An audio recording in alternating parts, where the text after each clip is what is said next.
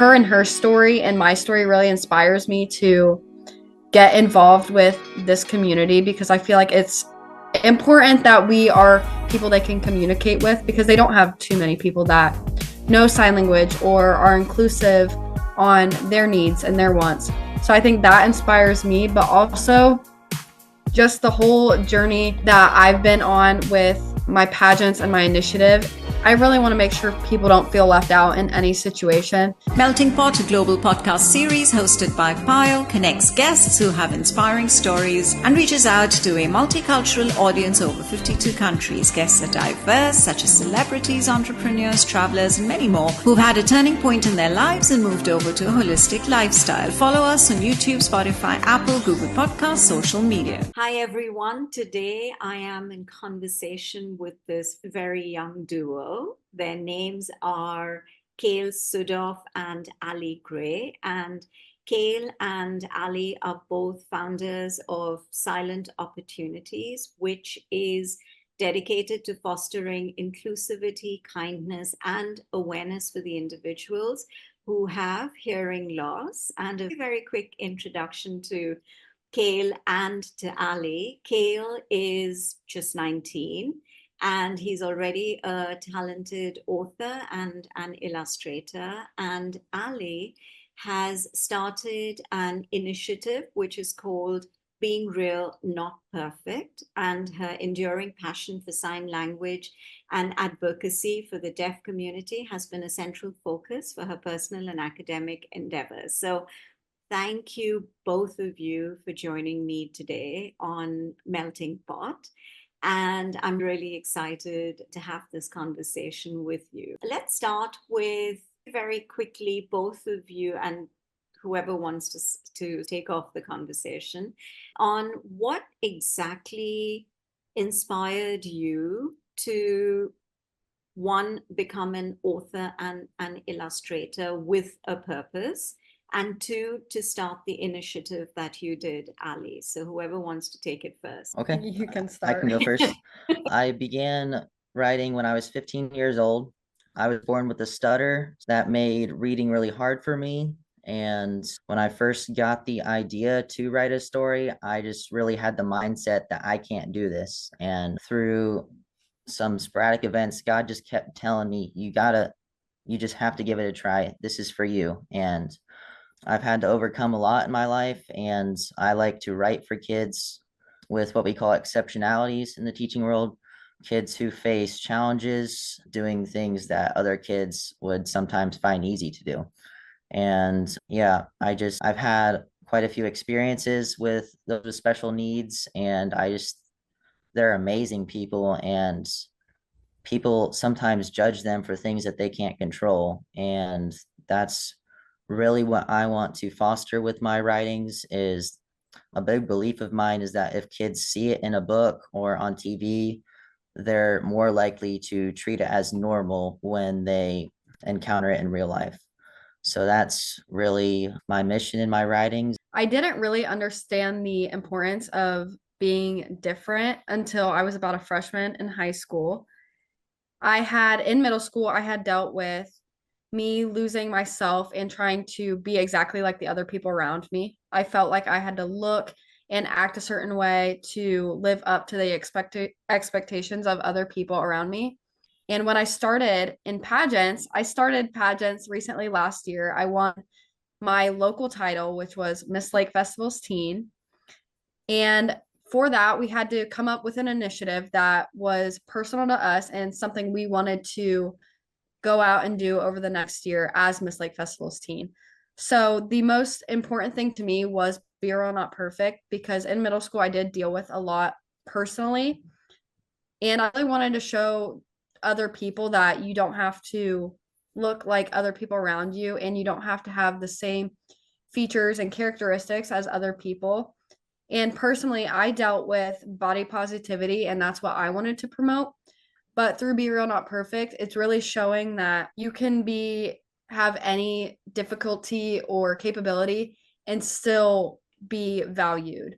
I think with Kale, I'm taking that more into silent opportunities with the deaf community, But that is also showing Be Real Not Perfect, because oftentimes people in the deaf community don't feel, they feel outcasted. So really Be Real Not Perfect is promoting differences of everybody and showing that's okay and it's important to be unique. So that's where Be Real Not Perfect started. Okay. So when did you start the Silent Opportunities? Is it like a foundation? Is it a nonprofit? Is it just an initiative? Just give a little background to Silent Opportunities. And why did you? So it does not just focus on the deaf community, right? It was more inclusive, or is the initiative just focused on the deaf community? Okay. I would say it's more so focused for the deaf community, but it really does seek to bring inclusivity into our community and into the world. I really think my message would ring true for really any and all differences that people have. But what we really want to do is raise funds to donate. We are going to try and donate funds recently to the Ohio School for the Deaf, and to just give more opportunities to those who have hearing impairments and are deaf. And So my, yes, something to add is my personal initiative is Be Real Not Perfect, but while I'm working with Kale, I'm wanting to the deaf community. I think, of course, like he said, we could branch out, but really our main focus right now is working with the deaf community and focusing solely on silent opportunities. Okay. How important do you think is sign language in within schools? Is it something that is being done, or is there awareness about that? Because for the deaf community or the deaf students, I think, like, what are the different kinds of initiatives that the schools, in your case within the US, have taken to ensure that there is inclusion within the education system for the deaf community? Yes. So I think, at least in our community, we have options for interpreters in classrooms. So people that are deaf, they can ask for an interpreter and that could work. They could work solely with them in classes. However, I feel like when they get into the high school level, I think a foreign language, sign language should count. I know often in some schools, sign language isn't an option as a class, but I think that's just as important as any other foreign language. So I think really all across the United States, that should really be stressed, because a lot of people don't talk about how that can affect others. And I really think communicating with the deaf, that's something that isn't given as much attention as what it should. yeah, to go along with that, I think one thing that would really just something that is really frustrating for those who are deaf is the fact that they can't really communicate with those around them if the person that they're trying to communicate with doesn't know how to communicate with them. When I was younger, there was a young man in my class named Roman, and he was deaf. He had an interpreter, and I was too young at the time to really understand what was going on, but we really couldn't communicate with each other without his interpreter. And I feel like there was a barrier there. So if I had known sign language, I think that would have been a lot more beneficial for me to form a relationship with him. Yeah, and also for the educator to be able to have the knowledge so that it becomes easier. And for kids who have disabilities, who are impaired in whatever way, it's important for them to be able to integrate into classrooms. And like you mentioned, Kale, he could have been a really good friend of yours if you were able to communicate with him using sign language. So I think it's, yeah, you're absolutely right. I think it's very important to include that. And do you think your initiative will be an enabler in any way? It just, like you said, you were raising funds to for a particular school within your community. But what are the other kind of things that you could do as silent opportunities to bring in more awareness? Have you thought of any other initiatives? I think, okay, let's say for you, Kale, with your illustrations and your books, are you able to reach out to the deaf community? Okay, well, I'm currently working on a new book called Born to Stand Out. It is about an elephant who was born deaf and she has a really hard time communicating with those around her. I really think that a great way to educate kids on and just on people who are deaf and just to show them that they're people just like them and that they shouldn't be treated as different and excluded just because of something that they can't control. And yeah, once again, I just really believe that if they see it in a book or on TV, they're going to treat it as normal. And if they see it from a young age, then that's just going to continue to build as they get older. And there's not going to be any division between those kids. Yeah. And just to be able to reach out and to, yeah, just bring together kids who are deaf and kids who are not, and just, yeah, show them that they're not different from each other. Because children can be a little, I won't use the word mean, but I think just because they don't have an understanding of Mhm.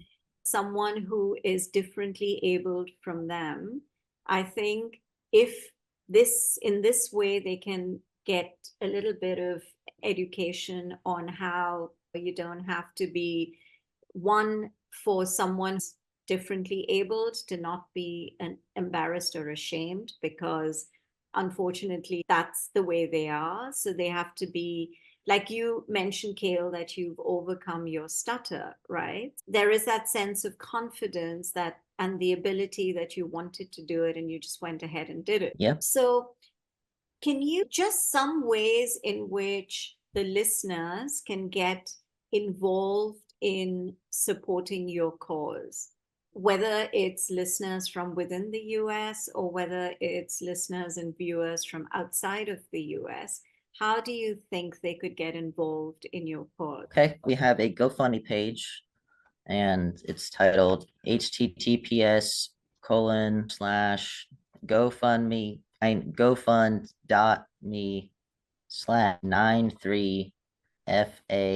GoFund.me/93FA9287. Okay. It's a really long name. I know, but you can email it to me so that I make sure that I put it in the show notes as information Okay. for the listeners. So, who or what inspires you to keep pushing forward in your mission to create a more inclusive? And I'd like both of you to give me your independent, inspirational people or one person. Yeah, I can go first. So, what inspires me is really the people I've worked with. And one story about my story is Roman. He mentioned Roman shortly ago. Roman was actually a kid that was in my church, and his mom interpreted for him at church, and I'd always see them signing. So that's how I came to learn sign language. I saw them in church, and I really wanted to understand what they were saying. And then she worked at our local elementary school. So I was able to learn sign language from her because she was able to teach me. So her and her story and my story really inspires me to get involved with this community because I feel like it's important that we are people they can communicate with because they don't have too many people that know sign language or are inclusive on their needs and their wants. So I think that inspires me, but also just the whole journey that I've been on with my pageants and my initiative. I really want to make sure people don't feel left out in any situation. So I'm glad I get to work with Kale through Silent Opportunities because I really feel like we can make a difference. And me and Kale had a talk at so we live in a lake, pretty much around a lake. And we had a talk not too long ago when we were working on paperwork. And we had both had the mindset that if we could change one life, we were 100% satisfied. So I think we both have the same goal going through with this organization. And it's really important that we can share the same values on that. Yeah, absolutely. I think Okay. you're right And when you say that just impacting one life and it is enough. And I completely agree with that vision. And because I feel the same. Anyways, sorry, Kale, go ahead. okay, throughout my career, I've had the opportunity to meet so many amazing people. And just one example, it was my first book signing for my second book. I was at Brew Nation Coffee Shop. It's local here, and it it was slowing down. It was about halfway over. I had a lot of friends and family come in. It was really good, but I just wasn't really seeing an impact on those that I was writing for. And at this point, I was getting a little frustrated, and I just was really frustrated. And I just said, God, if why did you have me write this story? Why am I here right now if I'm not going to impact anybody? And about 5 minutes later, the doors opened and a 12-year-old girl walked in with special needs. And she was with her dad and her little sister who did not have special needs. And as soon as she walked in the door, she just walked right up to me. She never knew me. She never saw me from anywhere else. She just walked right up to me and started talking to me.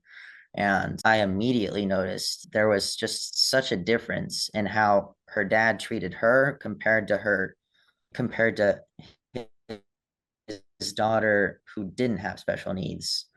He was just nasty to her. And as soon as he saw her talking to me, he pulled up a chair and sat her next to me and walked away.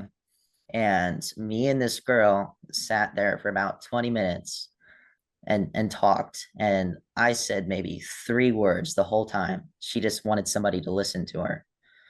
And me writing that story put me in that spot on that day at that exact time to be there for her. And that's really where it all connected in my mind. If I can touch one life by writing my stories, whether that's if they read my stories or not, I'm going to do it and it's going to be worth it. And that's what keeps driving me. And one more thing, before she left, the last thing she ever said to me, she turned around and she said, maybe one day you'll write a story about me. That truly is something that would keep you going. Yeah, no, absolutely. I think it's just been such a pleasure talking to both of you. It's rare to see young people with so much conviction in what they are doing. And talking to you has shown me that it is absolutely possible to start young and to try and impact lives, try and not necessarily change lives, but at least try and bring in conversations that will help people understand that not everyone is the same, and how to try and bring this inclusivity in through different initiatives. And it is an absolute possibility, but you just have to be driven with the passion to be able to do it. And I can see that both of you have your two separate initiatives, but you've come together with one goal. And I think that is the most important thing. Thank you so much, Kale and Allie. Both of you are very inspirational. Continue to do the good work that you're doing. And I am sure we're going to hear a lot more from you and about you. For more weekly conversations, do listen to Melting Pot on Spotify, Apple, and Google Podcasts. Follow us on YouTube and on Instagram at Podcast Melting Pot. So until the next episode, this is Payal signing off.